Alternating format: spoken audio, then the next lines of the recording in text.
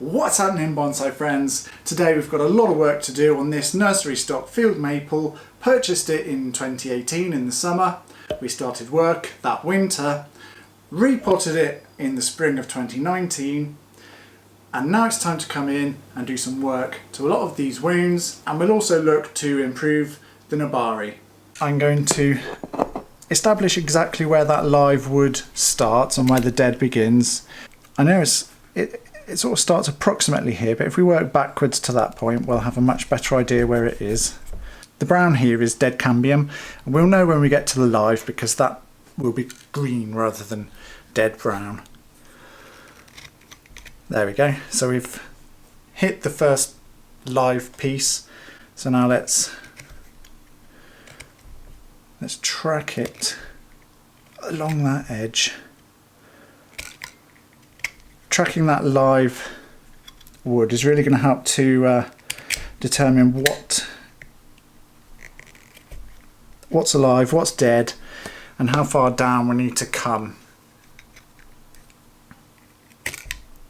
There we go. So we've established that there's live here. We know that from this point downwards, we could, if we wanted to, heal here. Oh, I've got live wood much higher than I expected here. Goodness knows what's keeping that alive. There's a branch beneath it, but nothing above it, and that's alive right up to there. Interesting.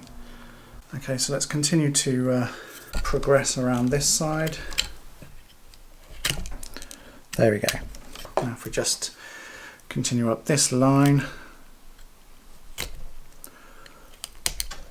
Okay, so now we've established where the living tissue is. I think I'm going to carve away the dead section up to the line of the living tissue, and actually I think I'm going to have a go at healing this. We've got a bit of a convex edge here, so to try and ensure that the healing is as nice as we can get it, I'll just shave away some of that bulge so that it's slightly concave, and hopefully we can get some nice level healing. It's worth a try, we'll see how it goes.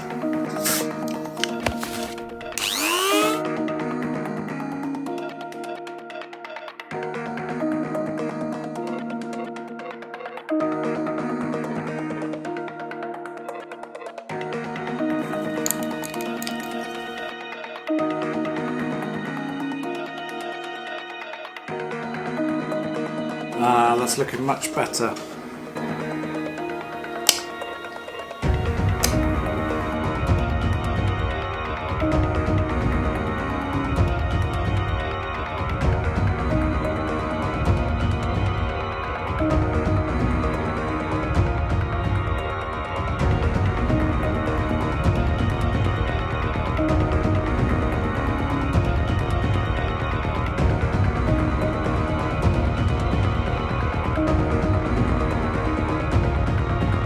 There we go, that's that whacking great piece of inverse taper carved out.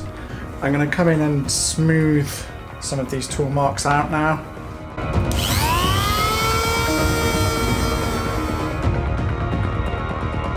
Now we're coming back in with my knife and just nicely and cleanly clean up the edges. A nice cleanly cut edge is going to heal much better than torn, ripped or burnt edges that the carving tool is going to leave behind. I'm just going to paste the lower edge of this cut in the hopes that the healing that happens from above will be nice and much smoother. I've noticed from dealing with this wound that the callus becomes very coarse and bubbles up and actually forms just as bad of a bulge as the wound that we were treating.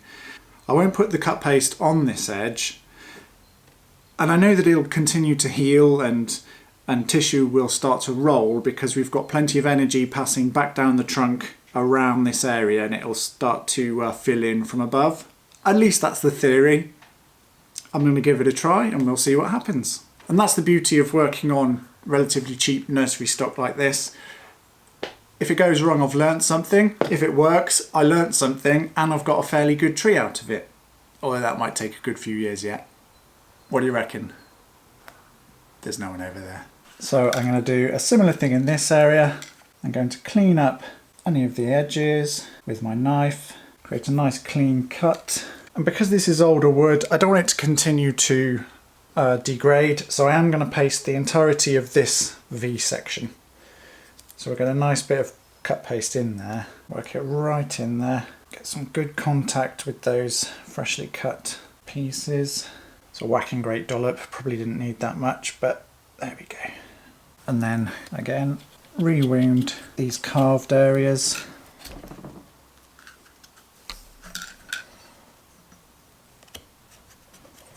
Okay, good. And now we'll come in with some paste just around those edges. Where we've got these bits of exposed wood, I'm going to put a little bit of petroleum jelly on. I'm not sure if it's really necessary, but it just makes me feel a bit better. Prevent moisture being lost or air getting in, as well as perhaps keeping it just sound for just that little bit longer while we heal it. I don't know.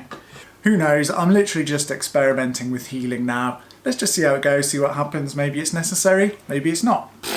I know that a lot of people practicing bonsai, particularly in the West, are going to say, look, Darren, come on. You've got all these wounds. Why don't you just carve it, create a nice hollow trunk and, you know, really make the most of those deadwood features and, you know, enhance them and embellish them rather than try and heal it and cover it up.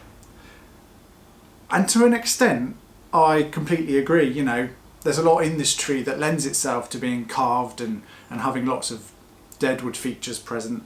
But at the same time, the tree does have quite a long way to go. You know, we'd like to establish a thicker trunk line, and then we'll maybe think about chopping and establishing the final trunk line for the apex.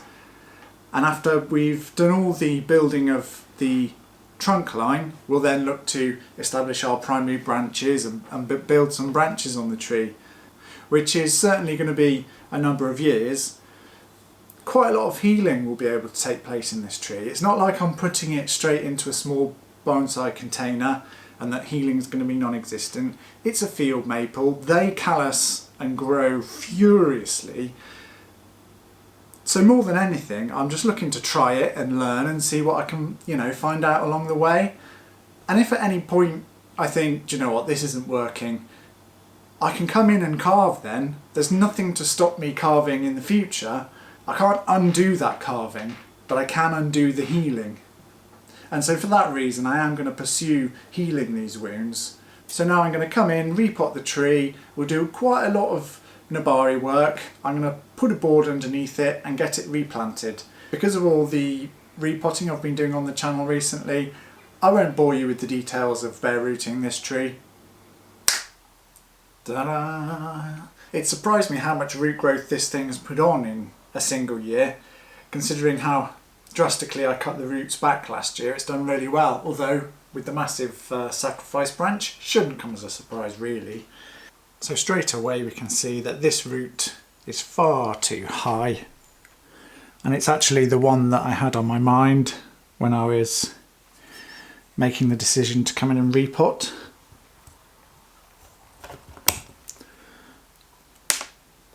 We also don't need this little one. Let's clean that back. Okay, so that's one of the offenders. I no longer have to keep this. Again, in here I kept some roots, and maybe we've had one or two new ones come along. But since cutting these back hard, we've had plenty form underneath. So I'm going to start by taking that one off. I also don't need that one. Looking at the level of the nabari, it comes across sort of at this level down to here, and there are some roots below these two, but they're facing directly down and they're sort of quite low. So actually these two I'm going to keep. We'll keep this piece. It's actually coming from right in there. And by keeping that one in play, it might help to fill in some of this bit. Up here, we've got a thin root that's coming from just above my finger. We've got this longer, thicker root, which I think is a bit above the plane of the nabari. It's quite close to this thicker root, which is at a better level. I think if we leave this thin one to try and fill in some of this gap, but this long straight one can actually come off.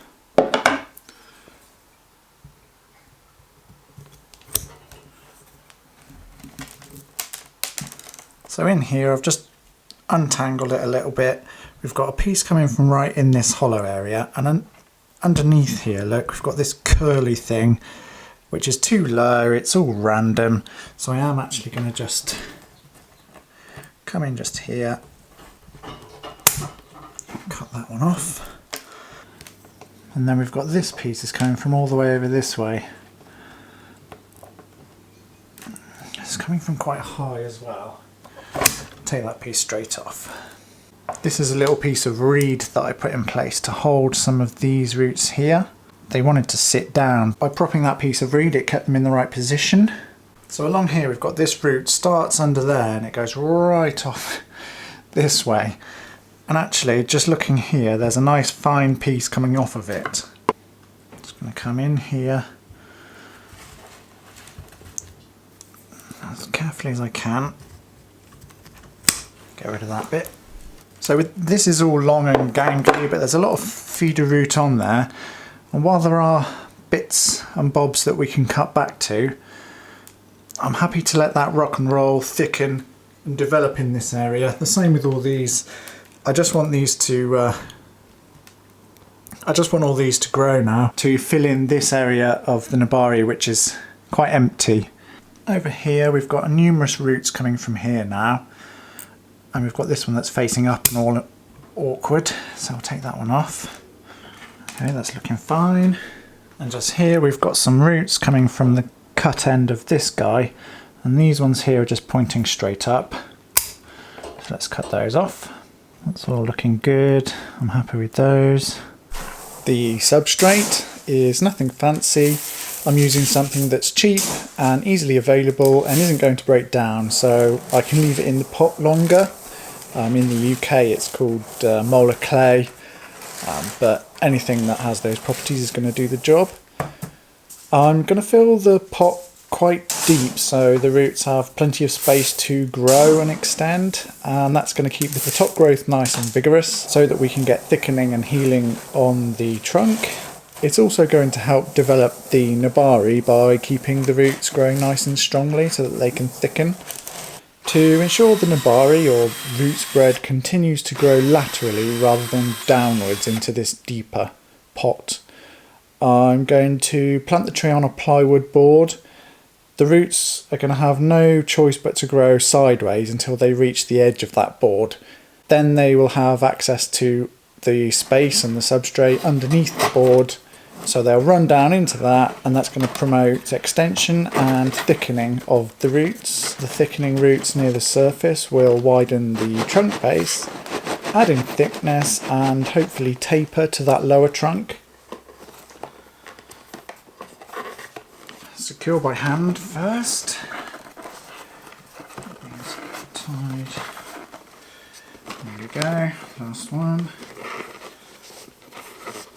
This wire is just cheap galvanized steel that's got a coating on it. I'm using it simply because it's cheap. There's no whiz bang reason for using it, although the galvanized steel doesn't stretch like aluminium, so there is that. And I'm using 2 holes each side and 2 pieces of wire, because that small bridge of a gap lets me get it nice and snug and firm. If I was to have just 1 hole here and bridge across, it would be quite difficult to get a really tight fit because it's pulling across the expanse of wood. There'd be quite a lot of play in it no matter how tight I tried to get it. Having it nice and snug like this means that there's no play at all.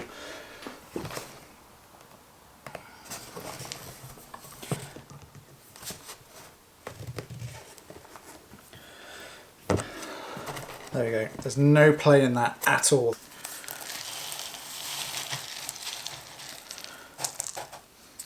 Get a nice sized central cone, and then coming in with the tree, tease the roots around our tie downs. Make sure all the roots are spread out nicely.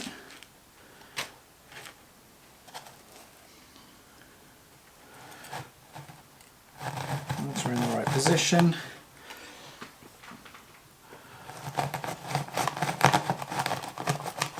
settle it down onto that central cone, and I'm going to use a piece of mountain bike tyre in a tube to cushion these roots so that they don't, so they hopefully don't suffer from being compressed by the wire.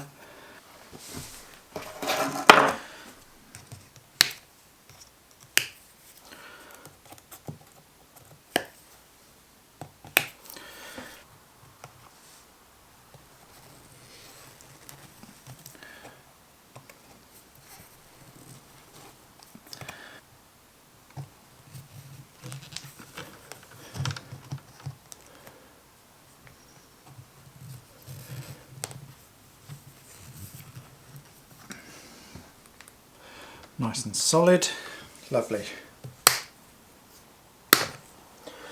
So with these roots, I'm not going to prune them, I'm just going to try and position them.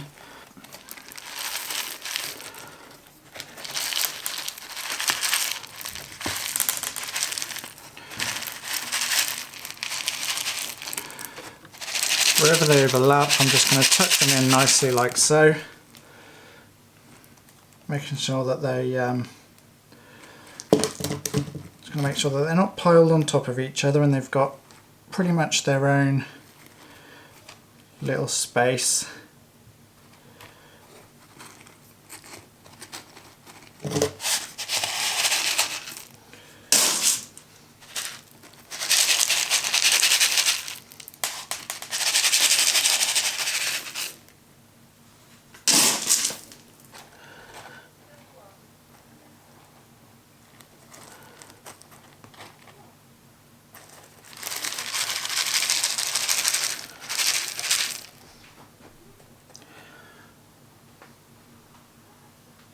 Such as here, I'll put those roots can go over that way a bit, spread them out nicely.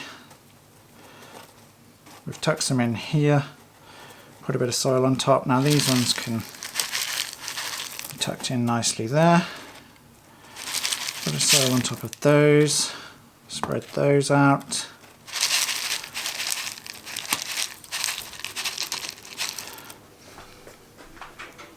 In this side, a nice little space for these to exist. Get those tucked in. Not sure about you.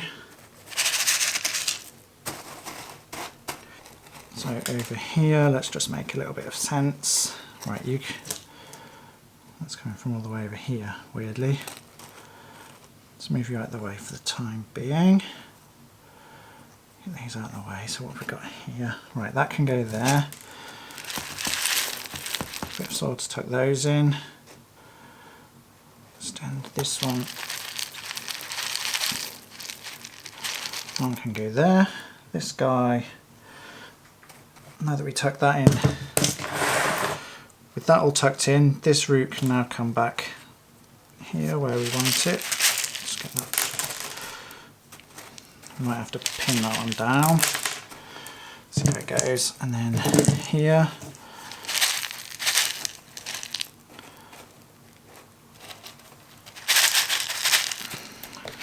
There we go. Lovely. Okay, now we need to get soil into these spaces. So, get some soil placed on there. I'll work it as best we can. Want to lift up the fine feeder roots that we've just tucked into position.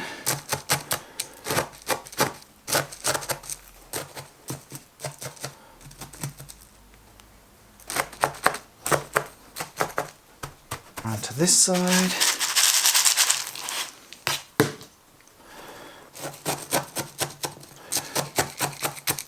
Holding everything in place with my left hand so that the roots don't rise up as I tickle the soil down into place there.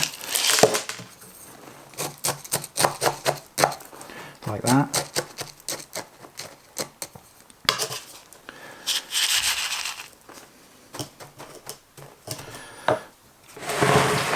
Still got some space under here.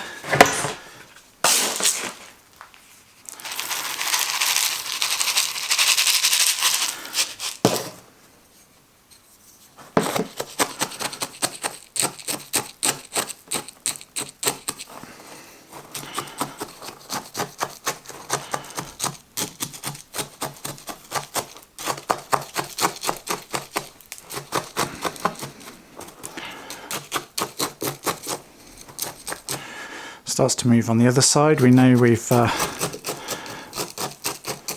got soil in place.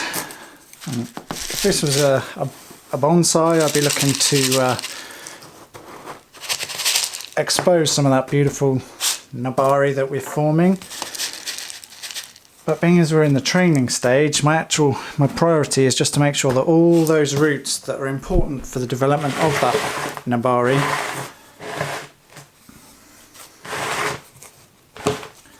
to make sure that they're all tucked in with plenty of substrate to grow in and around. Let's get some moss top dressing on there. That's our final task before watering it in and letting it do its stuff. Some people prefer not to have moss growing and they'll just top dress for shows. Whatever works for you, but my preference is to try and establish some moss. The birds love it, but so do the roots. So take the wins with the losses, roll with the punches or whatever.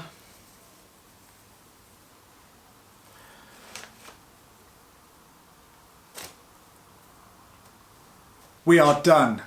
Smash the like button, consider subscribing if you're not already subscribed, and I will see you next time. Take care.